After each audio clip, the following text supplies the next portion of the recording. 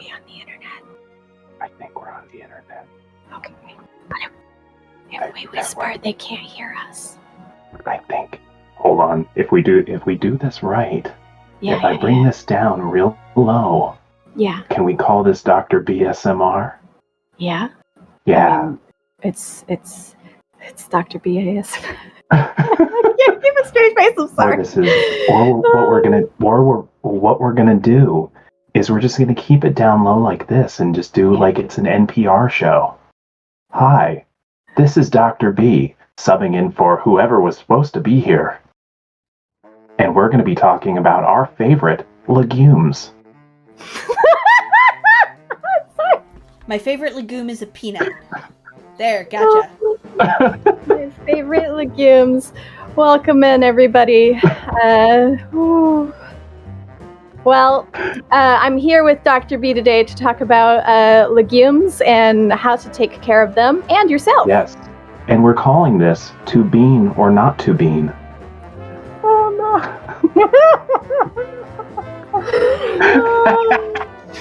Dr. B, I'm supposed to be the interview host here. You're going to be... I'd be awful on television. Oh, boy. All right. Well... Dr. B, let's start off with, I know that you probably introduced yourself a couple days ago, but let's have you reintroduce yourself. Tell us why you are qualified to talk to us about legumes, and yes. And maybe even a little bit about your role in Take This. Yes. Well, my name is Dr. B, and what people don't realize is that's short for bean. Now, I had to go by an abbreviated version due to the constant mistakes people made with the British comedy character, Mr. Bean. Now, I insisted I am, in fact, Dr. Bean, and that's totally different, but somebody's gonna actually take me seriously for that, and no, we can't do that. Speaking of being serious, hi yo-yo. I'm Raphael Boccamazzo, better known as just Dr. B for long Italian name reasons, and I am a non-practicing doctor of clinical psychology, and for nearly 6 years I have been the clinical director at Take This, which is a mental health nonprofit that is dedicated to educating and providing resources for mental wellness, both in the game community and the game industry. And at the time of our founding, in 2012, we were the only mental health nonprofit serving the game industry, and I'm happy to say that more have sprung up at this point. But I just do a lot of education and a lot of public speaking and workshops and writing, and probably what we're best known for is our AFK rooms at various conventions when conventions happen in person. Last year and a half has been kind of slow for that.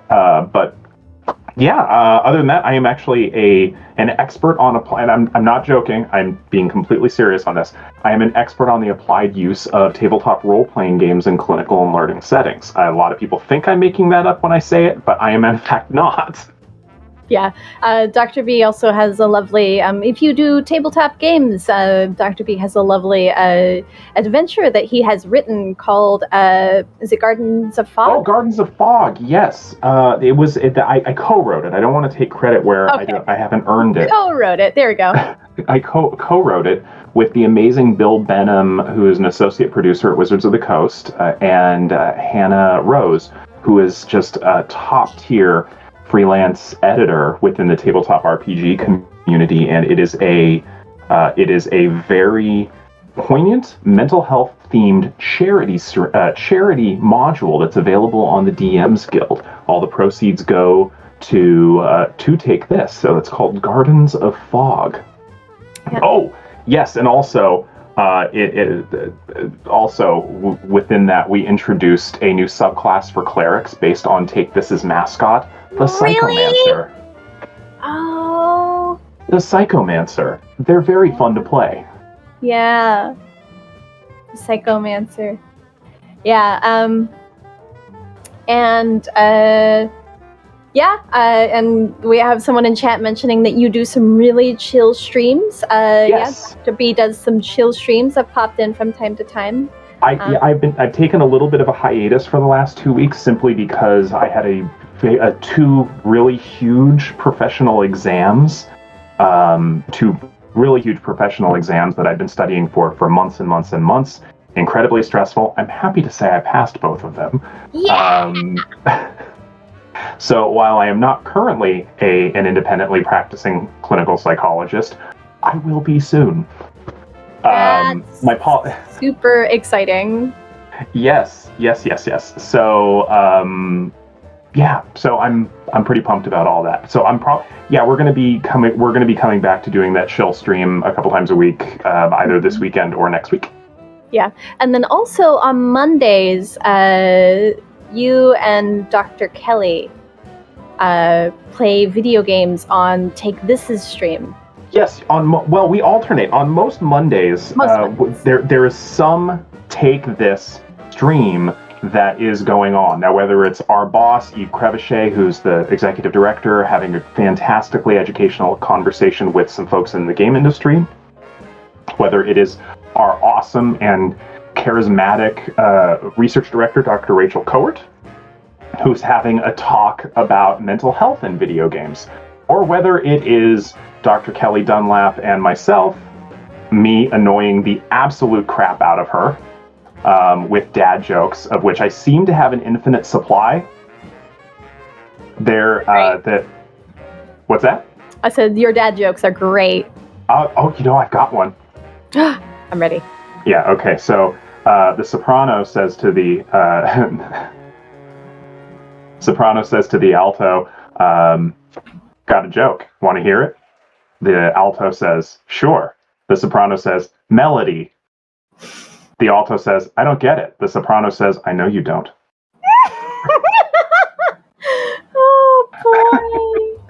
Oh, boy.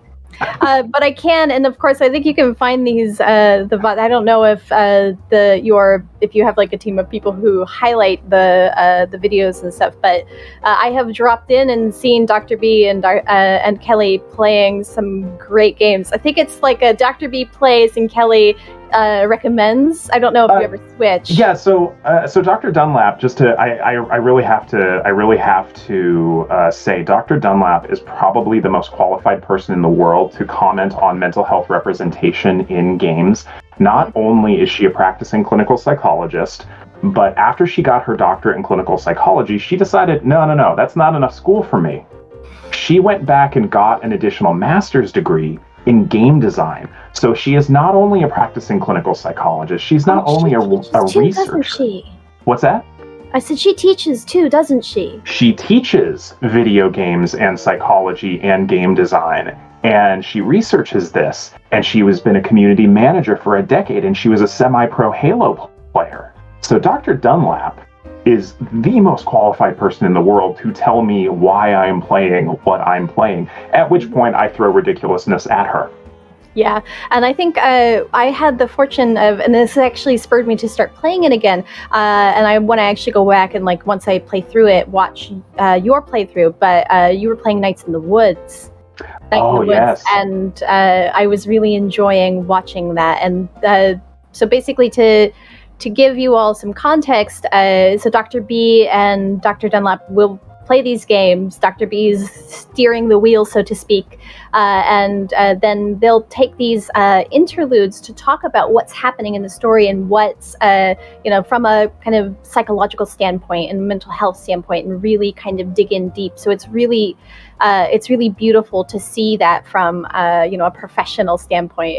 I really enjoy the streams that you can see on the Take This Twitch channel. Yeah. There we go. Yeah, and in addition to that, because I don't do enough. In addition to that, every week on Tuesdays at noon Pacific, you can find me over at Codename Entertainment's channel on Twitch. Oh, really? Yeah, where we have a weekly talk show on mental health called Champions of Psychology. And I'm happy to say the award-winning mental health talk show, Champions of Psychology, We won. We were some of the community honorees in the TTRP GIF Golden GIF Award. I totally butchered the name, and Robo has every right to chastise me for that. Golden TTRP GIF Awards. Nice. That's great. All right. Well, speaking of rewards, Did we do it? Yeah, we totally did. And I wanted to, and actually we're almost really close, but I wanted to give everybody the reward of the unboxing before we start digging into self-care in 2021. So, Dr. B, go ahead. Oh my goodness. Dr. B's so excited. It's great. Okay. What you need to know for context is I love Gurin Brothers hats. Okay, love them. I have visited almost every store in North America, even before they closed a bunch of them for the pandemic. And I get hats. I buy hats to commemorate major life milestones. And I specifically got this hat to celebrate passing the clinical psychologist licensure exam. And it's appropriate because I realized I could drink a little less coffee now that they came out with a coffee swirl hat. Oh my God, that's gorgeous. Oh, look at that. That's so pretty. I love it. Oh, look at that swirl pattern. Oh, that is pretty. Oh, I gotta put it on. Oh, I gotta definitely put it on. Oh my goodness. Okay, yeah, I love this hat. Okay. There we go. Yes. This is, look at this dapper gentleman. Yep. I said it, but see, now we joked about this, and I'm going to start a band based on this look. And previously I was going to go with like an Appalachian punk band, but now I don't know. I mean, my usual go-to joke is my Wallflowers cover band, 6th Avenue Heartache, but oh gosh. Let's see here. Am I starting where this ensemble? Love it. It's a really nice hat. Dr. B, so let's jump into self-care. And I guess let me ask this question. Is you buying these hats to kind of celebrate these major life achievements, is this one of like a form of self-care for you? I think so. And before we jump into that, let me take an opportunity to do two things. Okay. One is to say that as I answer questions, and I will answer some questions from the community, I need to preface it with the idea that while I am clinically trained, and I will probably soon be seeing clients again, I cannot give any direct personalized advice to folks. Now, I can talk in generalities about self-care. I can talk about common practices around self-care. However, I can't give individualized advice, but beyond telling folks that go consult with a licensed provider in your area. That's the only direct advice I can really give. Now, that's the first part. The second part is the idea of self-care. Now, we live in a society at this point that has learned to commodify self-care. And a lot of folks are going to, when we see advertisements for forms of self-care, it's often conflated with things like luxury experiences, pampering, that sort of things. My hat collections, it's not a necessity. It's absolutely not a necessity. It's a luxury that I am able to provide for myself, which I'm very fortunate to be able to do, but it's not a necessity. And self-care is anything we do. Now we've already talked about Dr. Kelly Dunlap, and I want to bring up a definition that she uses that I absolutely love. And there's a difference between maintenance self-care and restorative self-care. And in either of those cases, self-care isn't always pretty. Self-care isn't always fun. Self-care isn't always luxurious or expensive. Sometimes it's hard. Sometimes it's doing things like taking your medications, getting enough sleep. That's not sexy. That's not exciting. But it's stuff that keeps you going. And that's an important framework, I think, for all of us to have as we're having a conversation around self-care, of what it is and what it isn't. Sure, we've all seen that joke, heard that joke, especially for those of you who are Parks and Rec fans of, treat yourself. And that, sure, luxuries can be a form of self-care. They can be. But they are not intrinsically. In fact, some people even engage in shopping as a way of avoidance. So, but for me, the reason, now that I've laid all that foundational stuff, I'll get to actually answering your question. For me, my hats become a form of self-care because I can look at them as a physical reminder of something, a physical touchstone, something I've accomplished. Because for a lot of us, and I'm no exception to this, it's very difficult to fight our own brain gremlins just by, throwing in other thoughts to things. That's a difficult thing to do. If my brain's kind of being a jerk and lying to me and telling me I've never done anything worth anything, or I'm just useless, and why even bother with things today? Because chronic depression is something I do struggle with. Mm-hmm. Instead of me trying to think my way out of it, I have physical reminders of things. So I can look at this hat and say, I passed my licensure exam, which was one of the most stressful experiences of my life. And I did that. So the hats themselves are simply a vehicle for the self-care. The self-care is the reminder of my own worth in this case. Well, how do I even explain that? That's really deep. That doesn't really, I don't think that gives it justice, but that is a really nice way to kind of help us remember, like, for example, if you do purchase a lot of things as a form of self-care, to remember why you're making that purchase and making sure that you are making it for like a good reason, right? Like purchasing tools for your hobby. Right. Yeah. Yeah, well, and again, it's the thought process behind those purchases is going to be an important thing. Are you doing, there's the similar behaviors can come from different thought processes. Like, there's a really significant difference between avoidance and distraction. But the outward behaviors can look the same. Like, I mean, for anybody who's wondering, like, distraction is going, I'm overwhelmed, I can't handle this right now. I'll be able to handle it later, I just need a break. Whereas avoidance is like sticking your finger in your ears and going, la, la, la, la, la, I can't do this, la, la, la, I can't do this.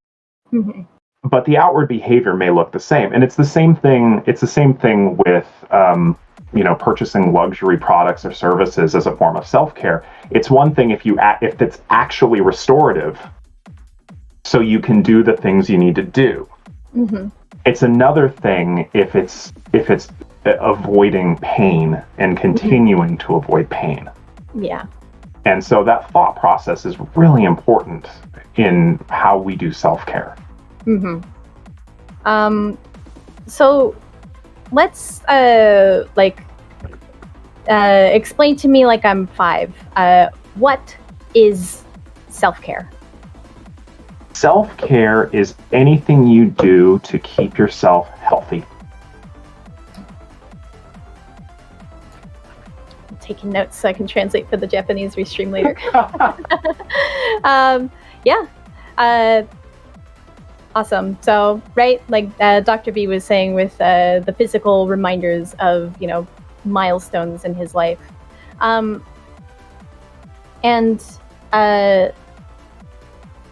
I wanted to pull in some of the questions that we have, because we do have some questions that I feel like we can really kind of touch on in regards to like self-care and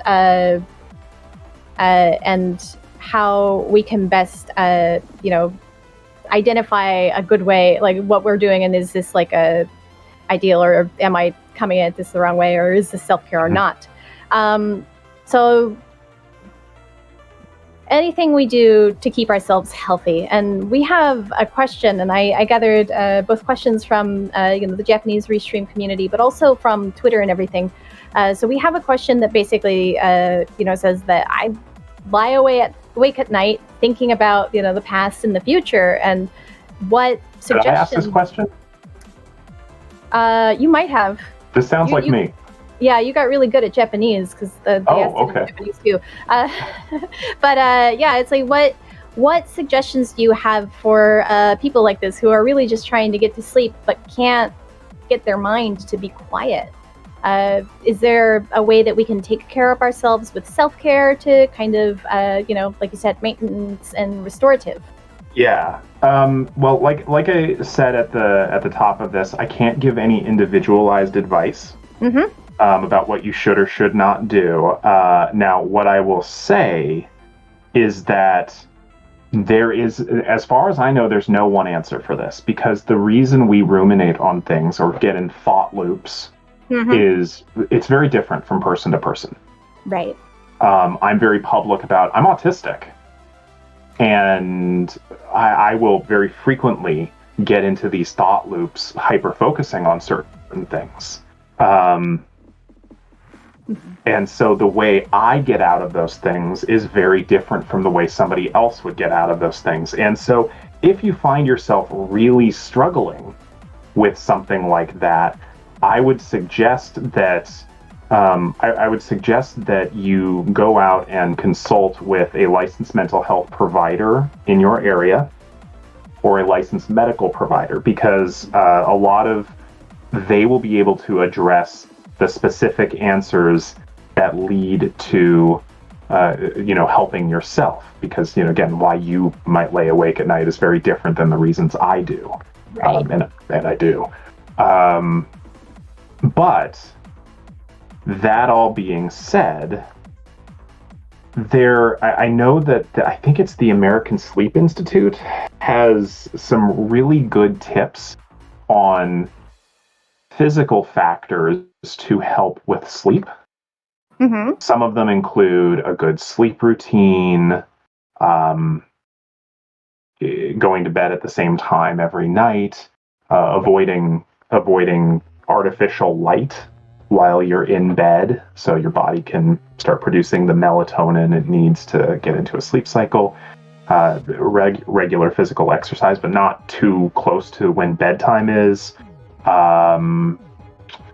Lowering the temperature of your room to between, I believe it's 65 and about 65 degrees Fahrenheit, which I think is 18 degrees Celsius.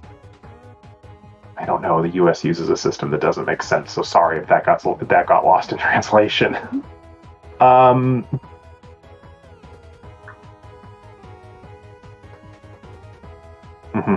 Okay. We just got word from producers that none of you, the disembodied voice that none of you could hear. But yeah, it's definitely not Natara. So there are some common tips that are recommended for good sleep hygiene. Mm-hmm. But for individualized solutions, always go to an individual provider. Yeah. I personally keep my room way colder than 65/18. Yeah. I think I keep mine about 60 degrees Fahrenheit. I think it's about 40. I would freeze. I think it was 29 degrees yesterday. I don't know what that is in Fahrenheit, but it was quite warm yesterday. And wait, 29 Celsius? Yeah. In Ohio. Yeah, I agree. That was how I felt. Like last week, it was quite cool, and then suddenly it was hot again. In October? In October, normal Ohio things. Ohio is a state where you can see all three seasons in the same week. Sometimes in the same day. God. Yeah. Yeah, I've already broken out my heated blanket. Even though it was quite warm yesterday, when it gets cold, I can't sleep. All right, so I want to grab some. About 85 degrees Fahrenheit, by the way. Yeah, 29. Yeah, quite warm. Quite warm. So I just want to grab some questions that we're having in chat. Are there any telltale markers of participating in like avoidance behaviors? That's going to be a kind of why you're doing it, in my mind. The behaviors can look the same, and it's a question of why you're doing that. If you're really concerned, if you're engaged in avoidant behaviors, that's a really good thing to talk to a mental health professional about. Yeah. And I'll give an example. For me, video games are a fantastic way of just sort of zoning out for a little bit, taking a breather, getting in if I'm stressed out, and sort of taking a break until I'm good, and then I can go take care of the thing that was causing the stress in the first place. But there are definitely people who will get into that game and not take that break to go take care of the original stressor because they don't think they can handle it on some level. Maybe they're not strong. Maybe they don't think they're strong enough. Maybe they don't think they're capable enough. Maybe it's just too much. Mm-hmm. There's a lot of underlying reasons for people avoiding, but again, the outward behavior can look the same. Yeah, exactly. It's the difference of playing Skyrim for a couple of hours, like even a couple hours a week, or playing Skyrim, and that's all you do. You just eat, sleep, work, Skyrim. You're talking about my vacations now. Oh, sorry. I keep calling you out like this. Well, that's also an important designation there. I mean, I know I really only play single player RPGs like that when I know I have enough time to do them. Mm-hmm. And that's exactly my vacations. Yeah. Where I'm just like, all right, peace out. I'm staying at home. I'm on the couch for a week, and I'm playing an RPG everybody else loves, but I haven't played yet. Yeah. And I'll finish it. Mm-hmm. Well, I don't have. Has anybody actually finished Skyrim? Yes. How many times? But I think it's definitely the difference of like that's what you kind of base your everyday around. Whereas like that's it. That's all I do. I go to work. I get my food. I open Skyrim. I eat. Maybe I take a shower once a week. And then go to sleep. Go back to work. Yeah. Well, if you're finding any behavior, and this isn't to say it's necessarily an avoidant behavior, but it's mm-hmm. an impactful behavior. If whatever behavior you're engaged in is impacting your ability to function in a way you expect, mm-hmm. then that's definitely something to consult a mental health professional about, because whatever is going on, it's getting in the way of your ability to function. Mm-hmm. Yeah, exactly. Let's see. Beyond your impressive hat collection. This is the small wall. I feel like, do you have more bow ties or more hats? Oh, more hats. That's not even a question. There are 20 hats in the hallway. Mm-hmm. The summer hats are put away. Fair. And that's just the brimmed hats. I've also got my more silly hats somewhere around, like the raccoon bandit trucker. That's cute, though. Come on. The fezzes are lying around as well. I love it. There is, of course, I can always pull a tiara from the tiara space. Oh, that is lovely. Yeah, no, I've got a pocket dimension where tiaras appear. It's beautiful. You know, I was going to put on a hat, and then I got self-conscious because I was like, oh no, Dr. B's got all of those cute, wonderful hats, and here's me with my one really nice hat that I got from my friend in Japan, and some other ones that are like falling apart because I love them so much. And this is not a competition. Hats should bring people joy. This is not a who can look better. Well, let me actually continue with this question. What are some other forms of self-care that you yourself identify and use? Oh, Nick. Keeping in mind, everybody, that Dr. B's self-care is not necessarily going to be the best self-care for you. Running. Running? I hate doing cardio. I love the effects. I mean, and this is one of those examples of self-care is not always glamorous. Right. And I really, you know, whenever I'm doing any sort of cardio exercise, okay, the tiara needs to stay on. Okay, I get it. The chat has spoken. The tiara needs to stay. Wait, chat, wait, hold on, Dr. B, hold on. Chat, I didn't do anything. How much is that tiara worth to you? Oh. How about this? If we hit 9,500, Dr. B wears the tiara. I will do that. For $87 from viewers like you, you can make a tiara be pulled from the Tiara Pocket universe. Nice. Yeah, so running. Yeah, running. Self-care is not glamorous all the time. Yeah, this is... It's an example of how self-care is really not glamorous, because here I'm doing like doing these interval runs where I'm just trying to do quarter miles as quickly as I can, and then taking a 10K. They want Dr. BSMR. Where I'm just doing these intervals, and as I'm running, I'm just going, God, I hate this. God, I hate this. God, I hate this. God, I hate this. God, I hate this. Yep. Why with every step? But afterwards, because blood flow does not stop at my neck, I'm thinking more clearly. I do sleep better, which helps me think more clearly.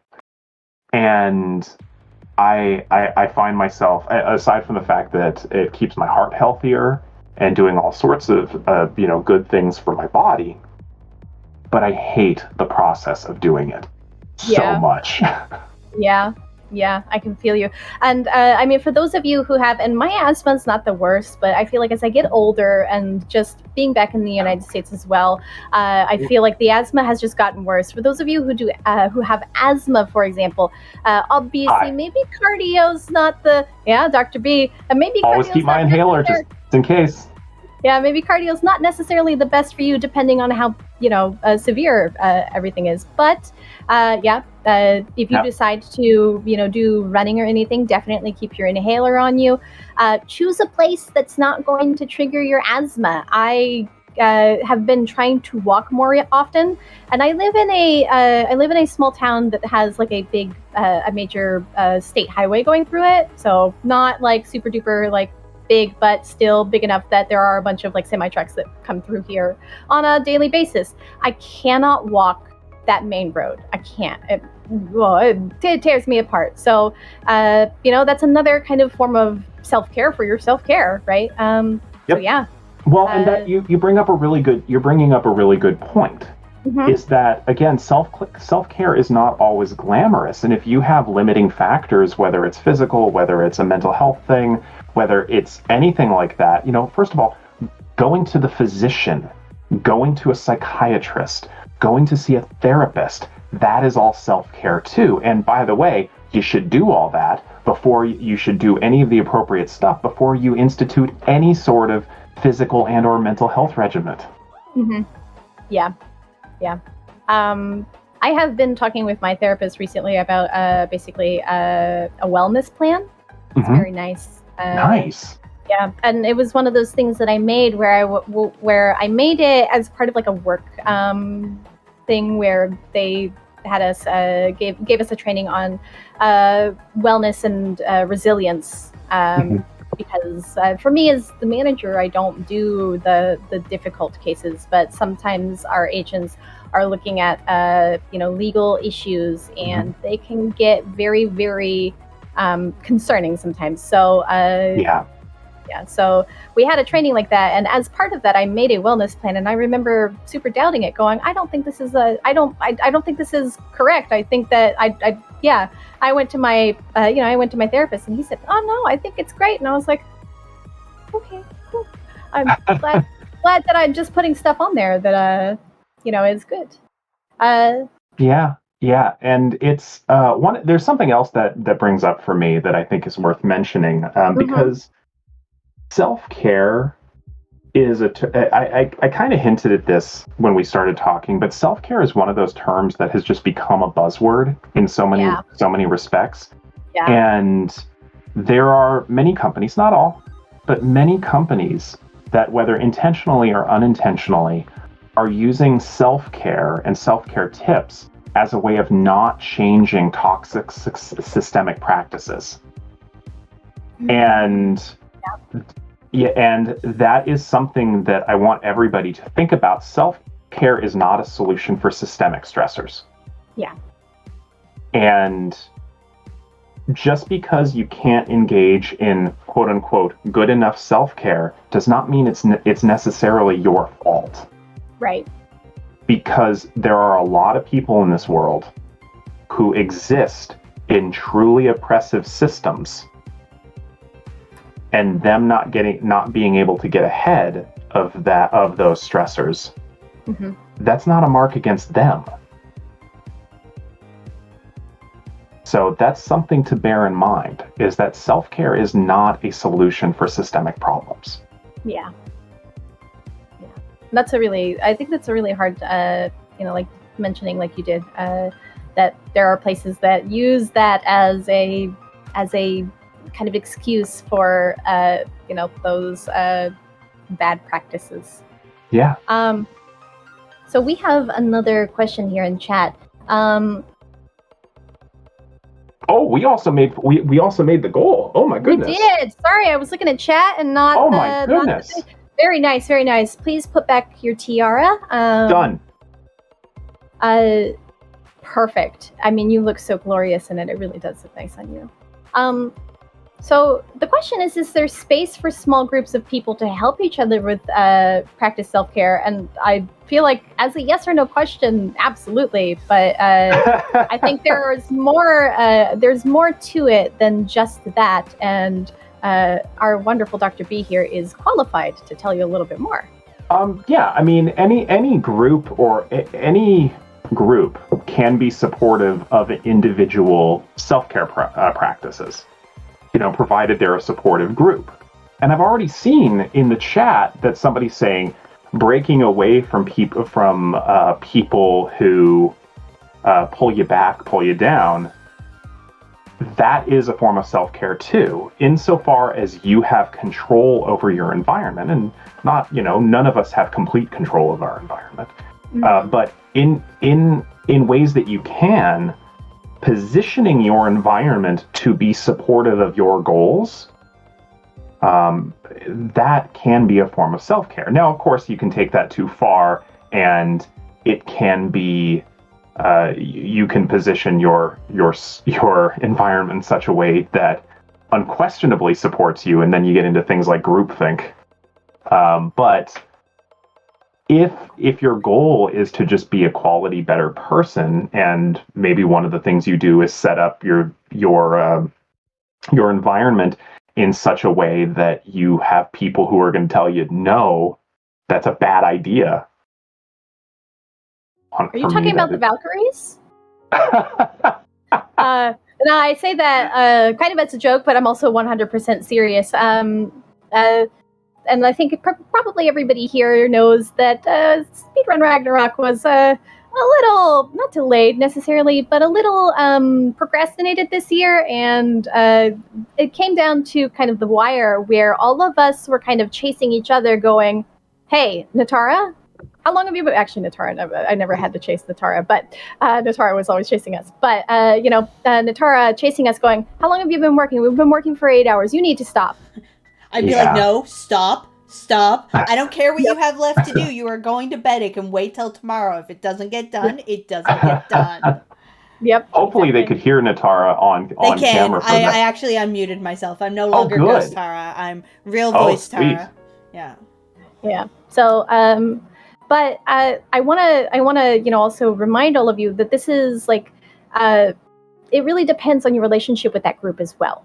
Right, yeah. Because if you are in a group of kind of newish people, or people who you're pretty close to, but you're not that close to, and you're like, hey, yeah, that's a great idea, and then you start chasing each other like that, it can backfire, and it can turn into something that is, can be more toxic for you, and like Dr. B was saying, groupthink and stuff. So, making sure that you are in like a correct environment, that all of you have your own lines, your own. Personal like space, that you don't lose that, and that even if Natara is over here like, okay, no, you've been working for 8 hours, and I say, no, Natara, it's almost finished, I literally only need 15 more minutes, I know you say that, let me finish this and I'll be done for the day. Brains, so you can't rest if your brain is panicking and going, no, I have to finish, I get that. Yep. Yeah. So that's an important thing to consider in working with people. And I don't know if anybody in the chat watches the YouTube channel How to ADHD. That's such a great channel. Well, so Jess and I have known each other for a very, very long time, and we lived together for a year, and we still work together and see each other daily. In fact, the studio's upstairs. And we were having a conversation about this recently, that she and I can talk to each other in a way about work projects that other people can't. And that's simply because there is such a developed level of trust between us that even if we're disagreeing on an individual thing, we trust that the other person has the long-term project in mind and wants the other person to be successful. And so surrounding yourself with people who you trust enough to tell you no, while still believing they have your best interest at heart, and demonstrate actively that they have your best interests in mind and support you, that is a really important thing for me anyway, in picking friends. In fact, it's something I look for, a group of people who support me and my goals and are also willing to tell me no if they see me falling short of those goals. Dr. B, I'm sorry. How long have you been spying on Natara in my chat, and how did you get access to that? I just needed to know. I don't. Okay, here's the deal. Okay, I tell people I'm not psychic, but truly I'm telepathic. It's just, it's a thing. Okay. All right, I got it. But it's telepathic because you're not pathetic. Oh, God, that's why I get laughed at the psychic conventions. Yeah, honestly, and I feel like I have that relationship really with like all of the Valkyries, where especially with everything that we're doing, and we really look out for each other in a way that it is just that. It is a trust relationship. It's it's a friendship that's really, really deep, and it comes from experience and everything. So I really, kind of vibe with that feeling, so to say. But speaking of, trust relationships and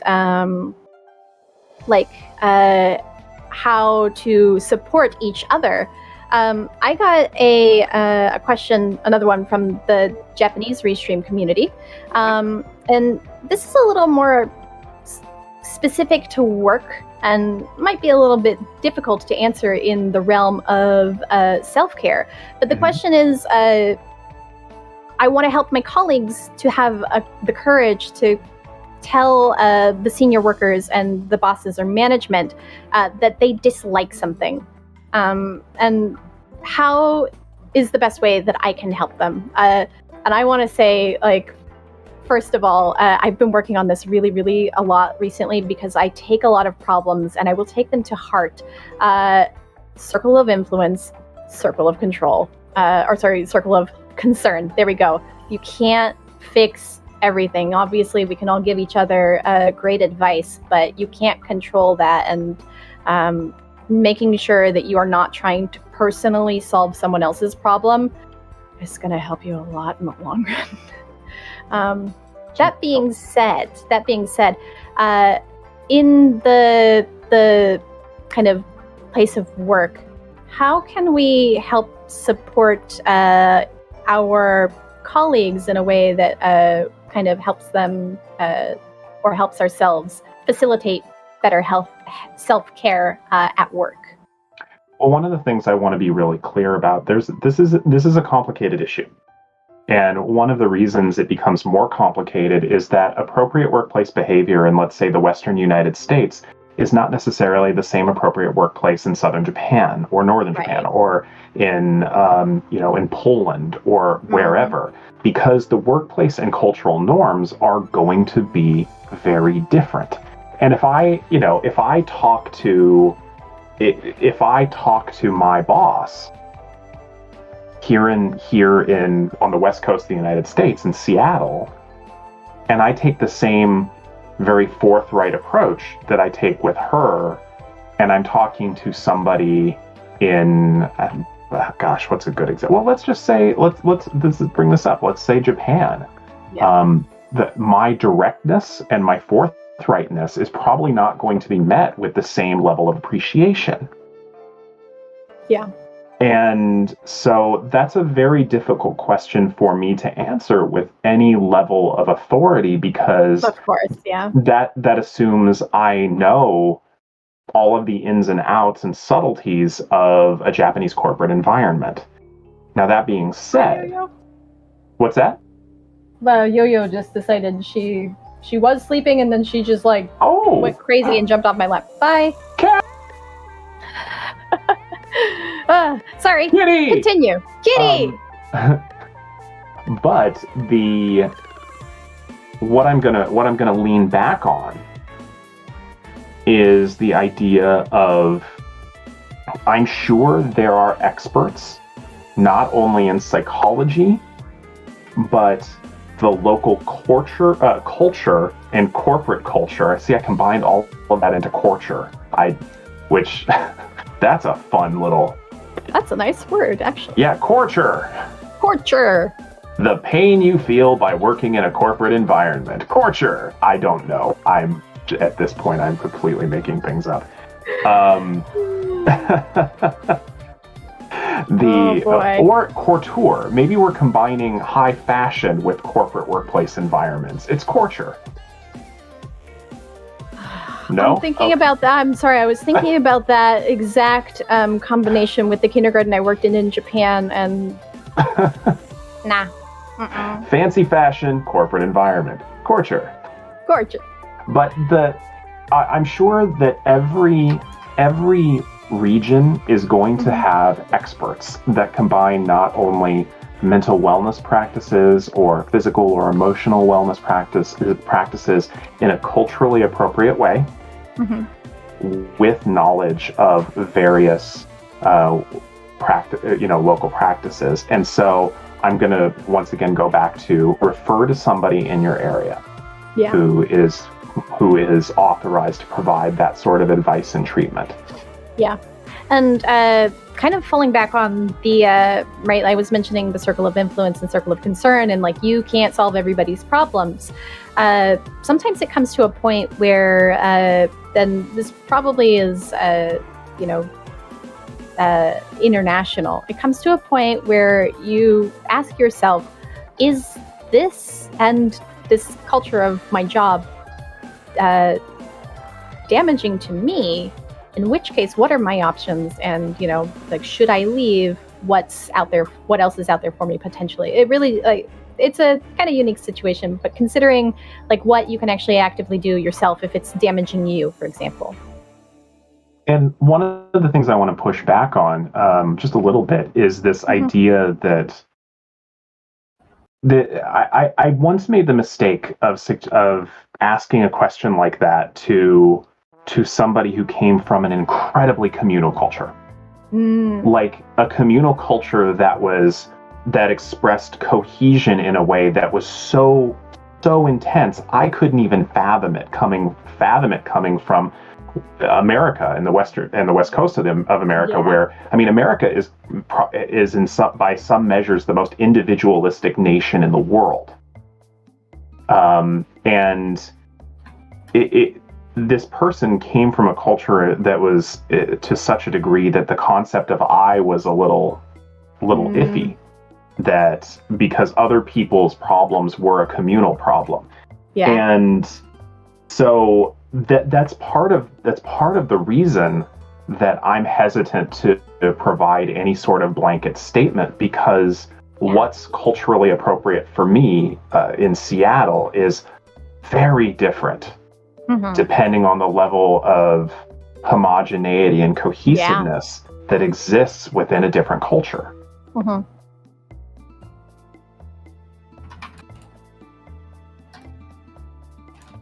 Hold on, I gotta say that. So yeah, it can be difficult to not consider someone else's problems, not your own.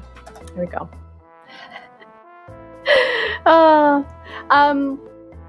Yeah, no, and that makes it. This is why you're the professional, and I'm just a call center manager.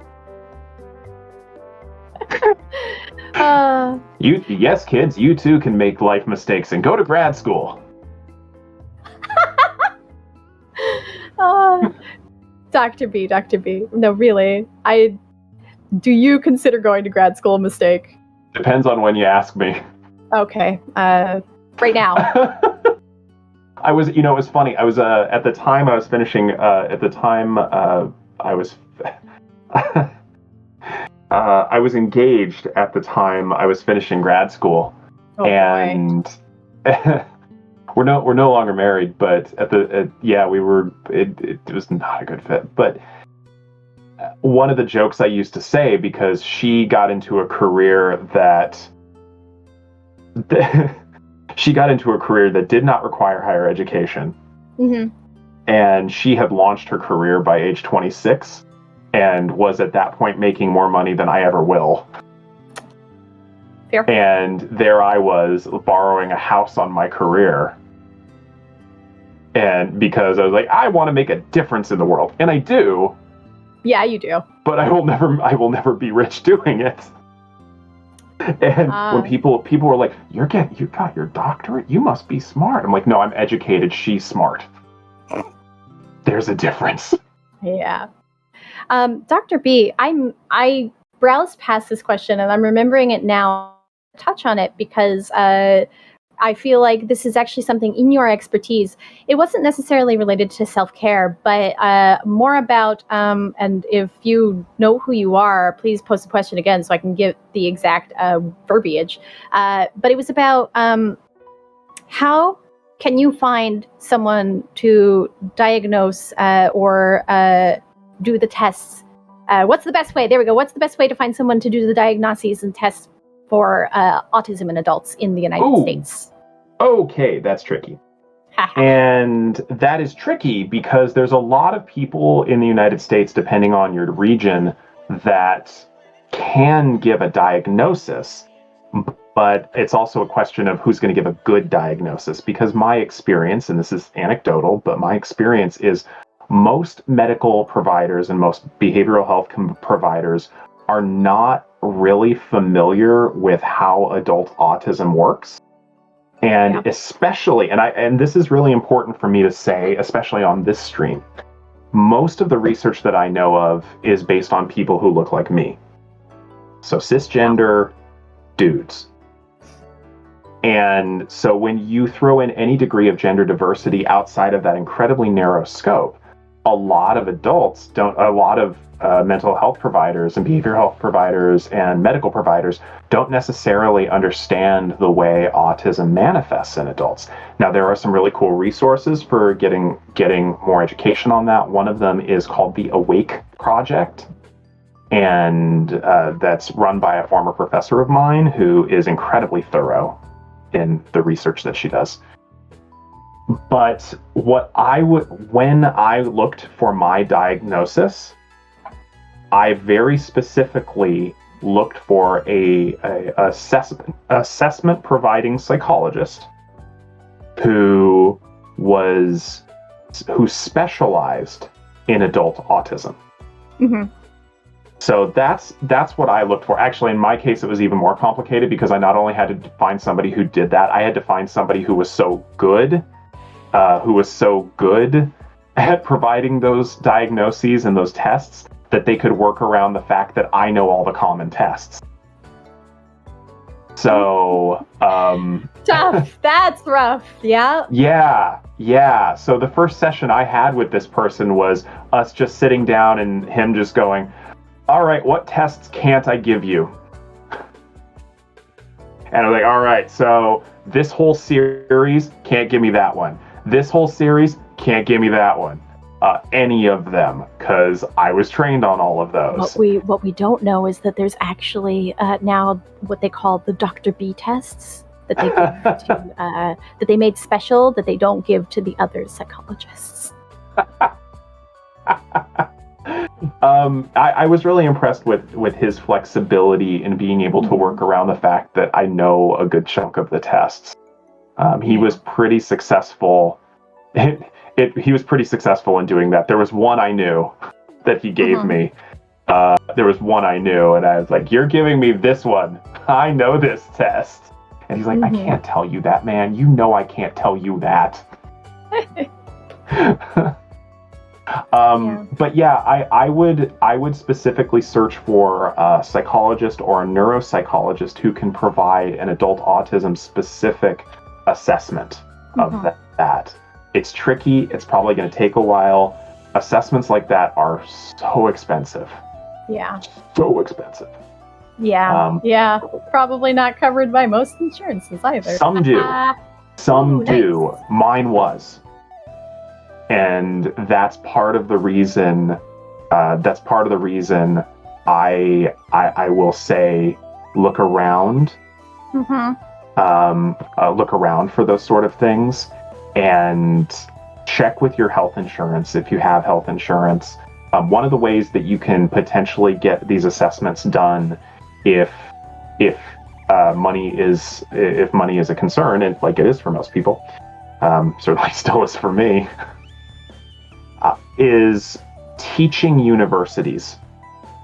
If you have access to a university that does training for grad students, and this is what I did in grad school to get therapy on the regular, was I went to a different school who had a clinic, and they gave me sliding scale therapy. They did a sliding scale assessment for me. And the trade-off is I've got a third-year grad student who's doing it, so it was like me, and they're getting their experience, but they were supervised by a licensed psychologist, and so that was one of the ways I did that back before I really had insurance. Yeah, I think that's really good. So I really can't remember who asked that question, or if they're still here. Hopefully they come back and watch the VOD if they didn't, if they had to leave. But thank you for that question, because I know that it can be difficult if you feel like you might be on the spectrum of autism, or if you've been told by maybe like a counselor or something, yeah, you might be autistic, and they're suggesting that you get those kinds of tests done as an adult. It can definitely be hard to find those resources. So thank you, Dr. B. What I can. So here's a toughie, but probably a goodie, and maybe also tough to answer because it's kind of specific. So when it comes to helping out friends and providing a shoulder for them, so to speak, is there any sign that that behavior from you is becoming bad for them, and that they're leaning too much on you and using you as a crutch? A lot of times, I mean, are you asked? That's an interesting thing, because if I think about the dynamic, suddenly I'm putting myself in even more of a caretaking role for my friends. I'm not only there, if I'm asking that question about my friend, I'm not only providing them space, but I'm also now responsible for their limits. Right. And that's something I think about. If I'm refusing something on behalf of my friend, that's a bold move. Yeah. Because now I'm making myself responsible for their limits.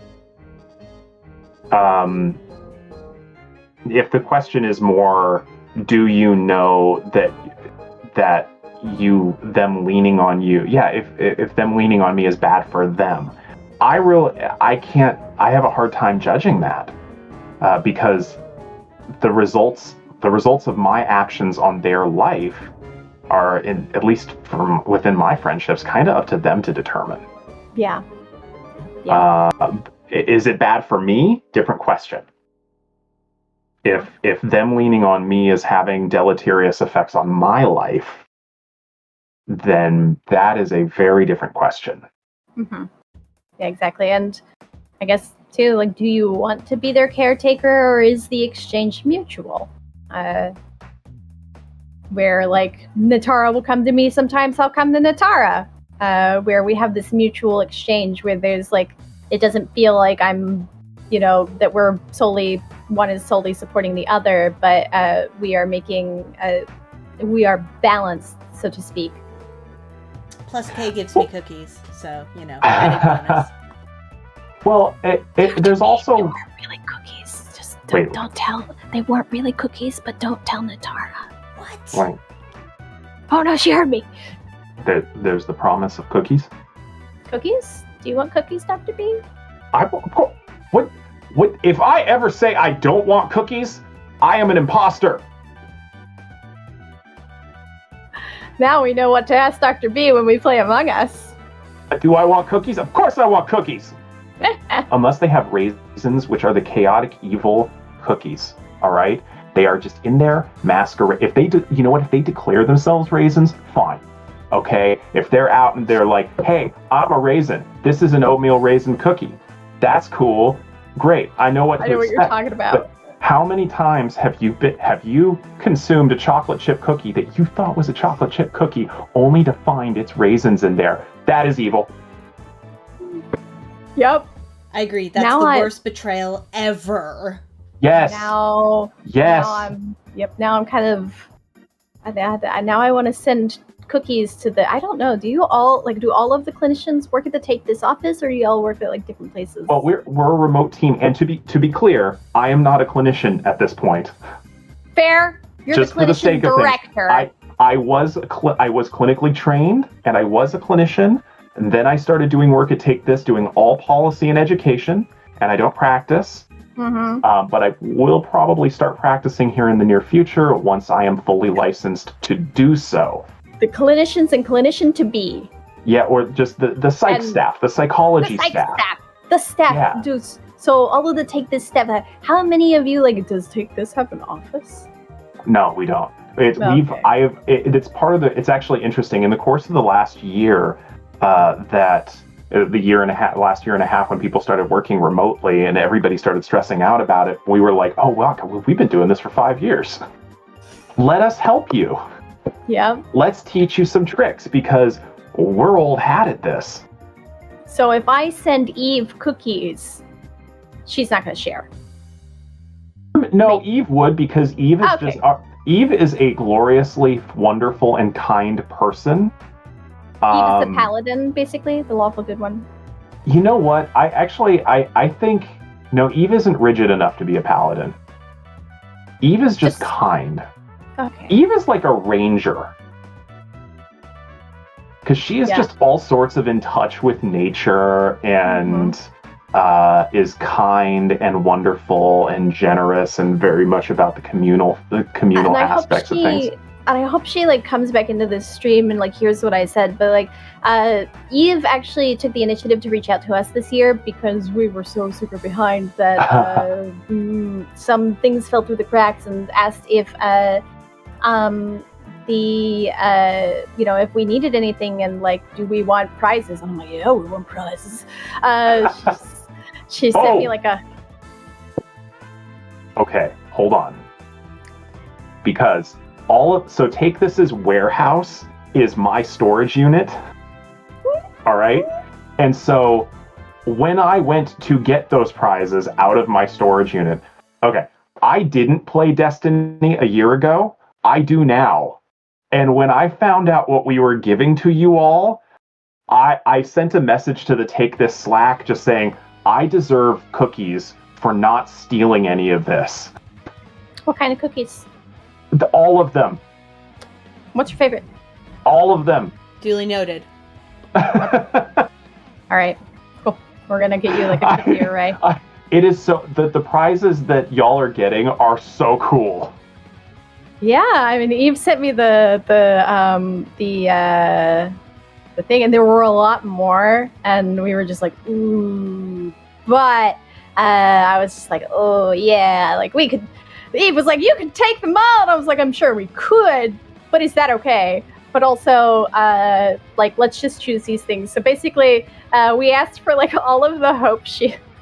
There's a really. Do you happen to have that signed one like laying around? Which signed one? The autographed hope shield. So the ones that the Take This staff autographed? I don't know. It said it was autographed. Hold on. Yeah, there were a couple that all of the Seattle-based Take This staff autographed, and no, those are actually with our. I got them and gave them to our operations director. Fair. Yeah, All right. So I don't have Eve's any of them in front of me, but I do have a hope shield within reach. If people want to see what some of them look like. They're so beautiful. So, these hope shields are something that are made by our friends at Wormwood Gaming. And we've had a partnership with them for a very long time, 5 years now. And they are you don't know which one you're going to get. And it's in 90 different woods. And they're just the perfect size to keep in your pocket. Yeah. I think this one is cherry wood. I have one downstairs, and yeah, it's cherry. I wish I had brought it up. Mine, I took it out of the box and I just keep it like around so I can like hold it. But it's like one of those things that you can also use as like a worry stone. Yes, so. And that's very specifically the reason we have the series numbers etched onto the back, so there's a texture to them. Mine doesn't have that. Then you got one of the earliest ones. Yeah, you got one of the very, very earliest ones. And what's really cool about these, in addition to, everything, is that 1 in 50 of them, if you order them from Wormwood Gaming, 1 in 50 of them will be a legendary shield in Macassar ebony with a special inlay. Yep. And those, that's the one that we have as like our little picture there on our prize sheet. Wait, you've got a Macassar? You've got an ebony one? No, it's just the picture off of the Wormwood site. Yeah, I was hoping, but yeah. So I have 2 of the ebony ones upstairs because I have purchased so many of these things. Yeah, I've been starting to think. I was like, I want like a small collection of these, but also it's like, yeah, you're just like, they're not that expensive, but also if you're trying to get like specific ones, then it gets expensive. So I think they're $25. $20, yeah. Mm-hmm. So yeah, they're great. Yeah, they are really beautiful, and basically everything Wormwood makes is beautiful. Cat, stop it. I will actually. I'm going to brag for just a moment on that. You know the Wormwood gaming tables. I'm going to hang up this call. Continue. Yeah, I'm on the list. I mean, obviously I had to pay for it, but... Oh. Because... They're beautiful. Yeah. Okay, here, we have another autism question for you. In what ways does a diagnosis help for autism? I've heard that it doesn't really do much since we just have different processes to holistic folks, and that a diagnosis can even be harmful professionally or with other medical professions. Okay, so I said this the other day when I was here, I think 2 days ago. Having 1 foot in the autism community and 1 foot in the clinical world, I realize I see things a little bit differently than a lot of folks. But I see diagnostic labels as useful for what they're useful for.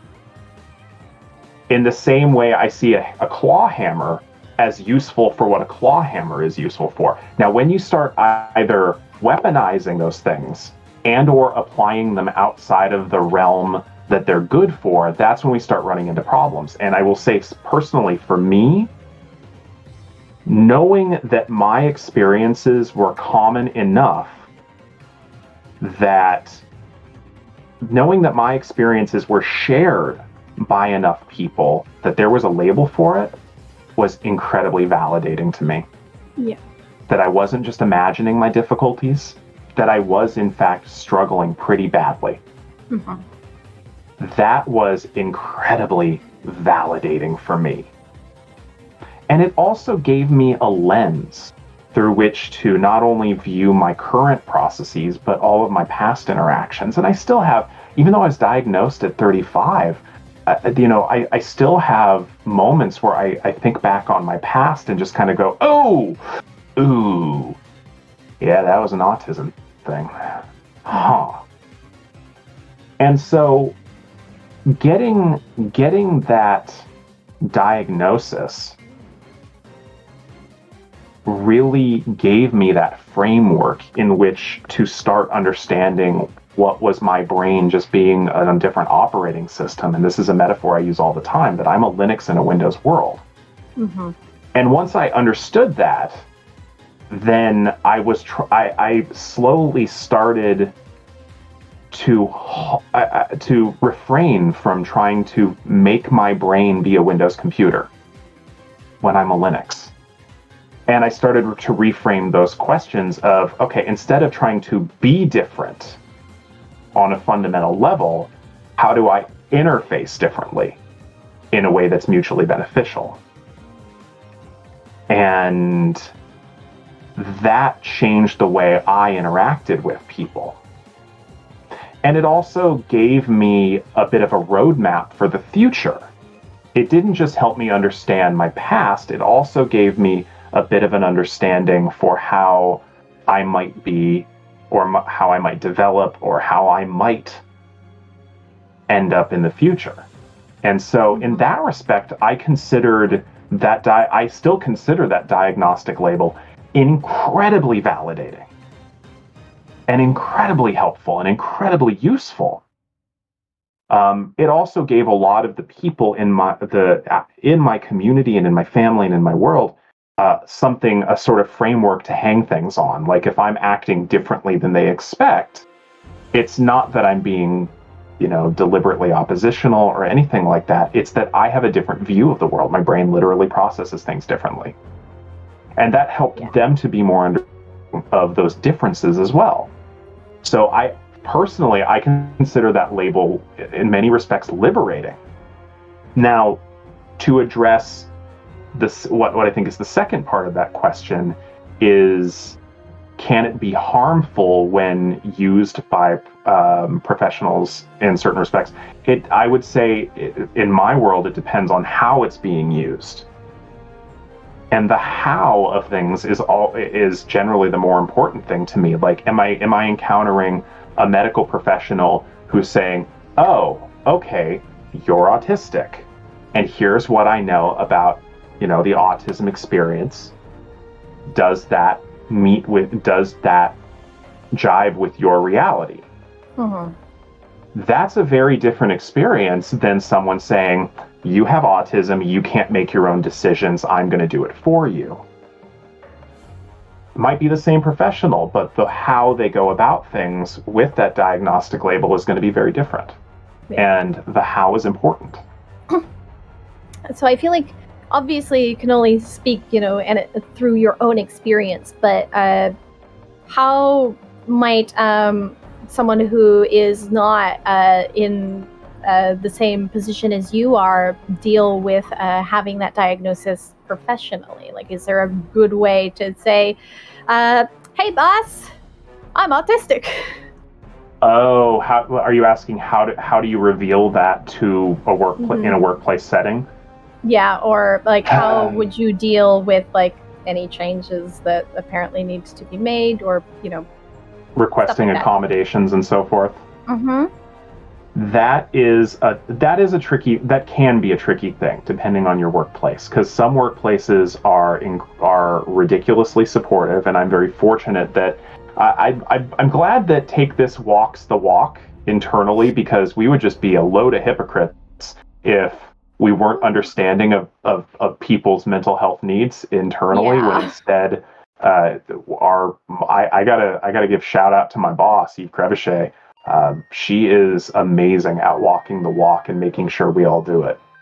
Mm-hmm. And so for me, revealing my diagnosis to everybody, that wasn't that big of a deal for us, and for a variety of reasons. One is I'm one of the directors, so I have a structural place of privilege. I'm also clinically trained. So that gives me an authority there. So it's very different for someone with. It was just like another morning coffee talk. No, I mean it did have serious implications, because I was also figuring things out as I went. There are still things that I'm figuring out now, kind of going, oh yeah, that's why my brain does that. I see. But that's an ongoing debate that a lot of my friends and I have privately had, of how do you begin those conversations, and can you safely do that in an environment where they don't support people? Well, legally in the United States, they're supposed to. If you have a diagnosis officially given to you by a licensed provider, then corporate places of employment are legally required to give you reasonable accommodations. And there's actually a really cool website that I only discovered about a year ago, and I forget who told me about it. I wish I could give them credit, but I can't remember who told me about it. It's called AskJan.org, and that's the Job Accommodation Network. And they not only list potential accommodations by diagnosis, they list potential accommodations by specific workplace challenges. Mm-hmm. And so in case you've got a really cool boss who's like, I don't need you to have an official diagnosis for me to try and meet your needs. Let's see what you're struggling with, and let's try and scaffold that in. Yeah. I believe that without Natar coming in, we're pretty much out of time. But I wanted to pick this up really quick before we left, and this is less mental health but more physical. Richard mentioning that you have medically diagnosed stupid fingers, motor dysgraphia. Motor dysgraphia. Okay. Mm-hmm. And I always wonder how much accommodation I deserve. All of the accommodation that you need. If you're asking someone who's basically a manager, that's my profession now. I manage people, and you deserve what you need. Is that what you're getting? Right, I don't know, but Yep. In the United States, for medical and mental health disabilities, all employers, according to the Americans with Disabilities Act of 1990, are required to provide reasonable accommodations. Now, that definition of reasonable varies from practice to practice and employment situation to employment situation. But if you have something that's been officially diagnosed, you are legally required to receive some sort of accommodation for it. And a quick and easy thought process on that is, if I'm short, which I'm not, I bang my head a lot.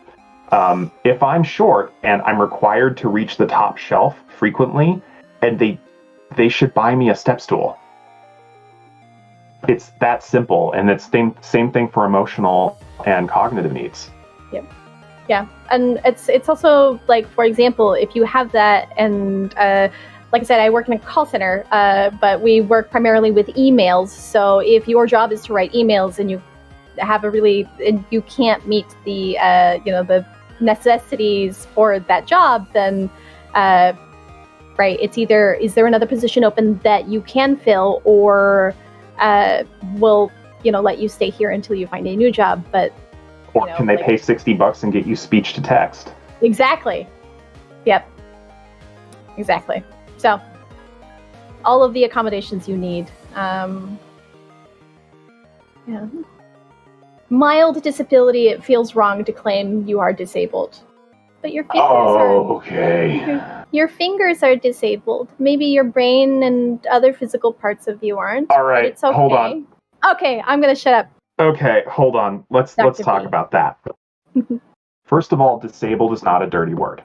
All right, and a lot of us, and I struggle with this periodically myself, because of internalized ableism.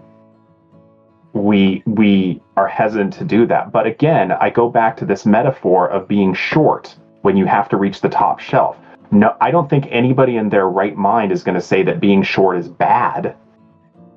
But if there's something you could do with a little bit of assistance, and you want to be able to do that, and you just need a little bit of assistance, that's all we're talking about here. Is getting assistance to do the thing you're otherwise capable of doing. For me, I need to have an external structure created, and I can do high-level work. Disabled does not mean completely incapable. It means that it means a lot of things depending on which model you're looking at, but it's not a dirty word. Mm-hmm.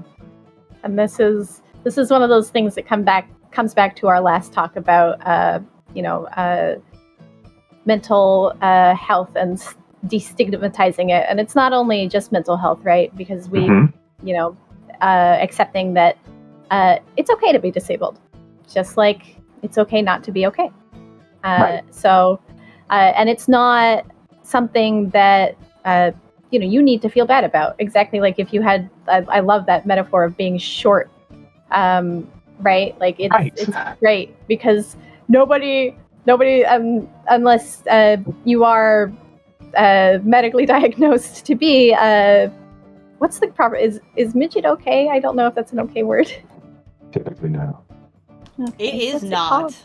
Okay, I don't know what's it called. What's a proper word? Teach me. That is not my community. I am unfamiliar. Dwarfism, perhaps. Anyway, if you are medically diagnosed to be extremely short, right? Then it's still not like it's not something that's wrong with you. It is who you are, and that's okay. So, yes. Yeah, it is not.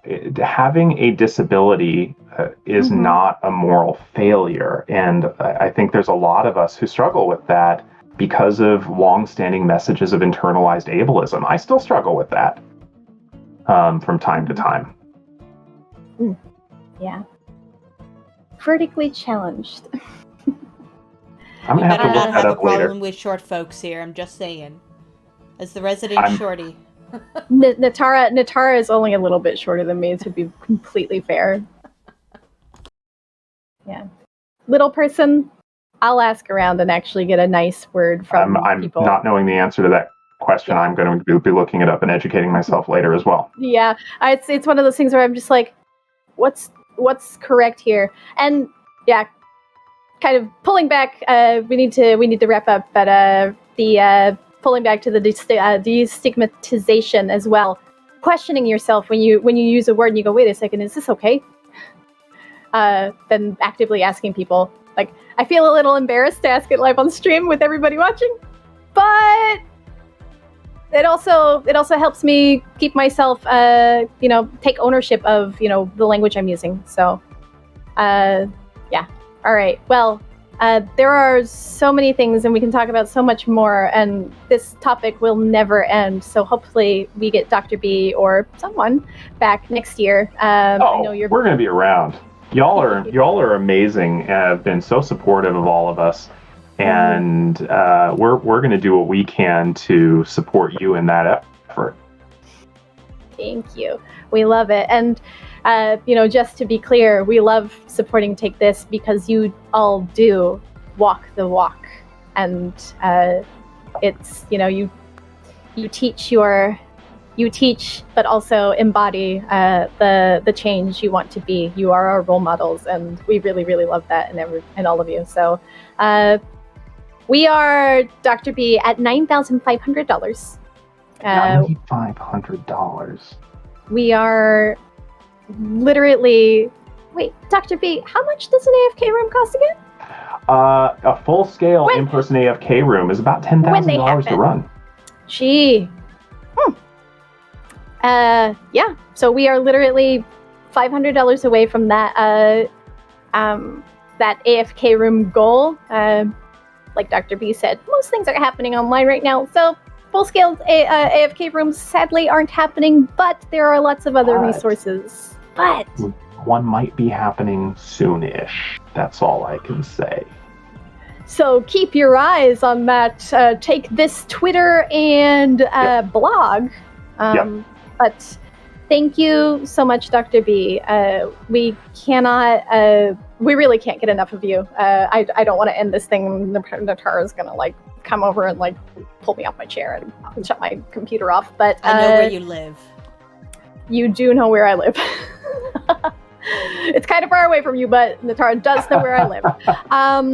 So we are sadly going to let you go. But we hope that should you have the time to do so, that you'll hang out either today or tomorrow, and and we will look forward to having another panel with you again next year. Yep. Thank you so much. I'll be popping in the next 24 hours. But I'm actually, speaking of self-care, I'm going to go on a run after this. Do it. Yep. Nice. Awesome. All right, everybody. And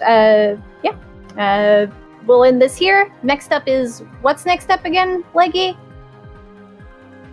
What are we doing? Coming up next, we have Link, the Faces of Evil. Nice. Ooh. All right. So everybody stay tuned for that, and thank you so much for joining us. Bye, everyone. Bye.